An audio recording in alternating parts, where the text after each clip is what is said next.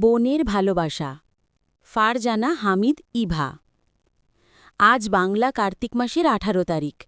সকাল থেকে হালকা ঠান্ডা বাতাস বইছে। তুবা খুব ভোরে ঘুম থেকে উঠে পড়ল। সে তার প্রিয় উলের সোয়েটারটা পরে স্কুলের জন্য তৈরি হল। কিন্তু ঠান্ডার কারণে ইহানের লেপের নিচ থেকে বের হতেই ইচ্ছে করছিল না। সে লেপের নিচে গুটিসুটি মেরে শুয়ে রইল। তাই তুবা একাই স্কুলে চলে গেল। স্কুল থেকে ফিরে তুবা দেখল ইহান তার জন্য অপেক্ষা করছে। দুজনে মিলে একসাথে খেলতে বসল। তাদের খেলার ঘরটা আনন্দে ভরে উঠল। ইহান তার রঙিন ব্লকগুলো দিয়ে খুব সুন্দর একটা বাড়ি আর লম্বা একটা ট্রেন বানিয়ে ফেলল। সে খুশিতে চিৎকার করে বলল, আপু দেখো, আমার ট্রেনটা কি সুন্দর। অন্যদিকে তুবা তার আঁকার খাতা আর রং পেন্সিল নিয়ে বসল।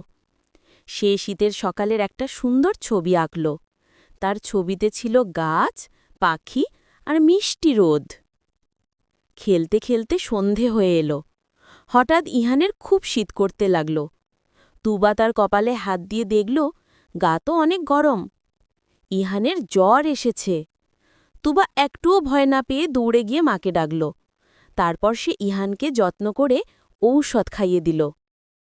ইহানের জ্বর কমানোর জন্য তুবা একটা বাটিতে জল নিয়ে এলো।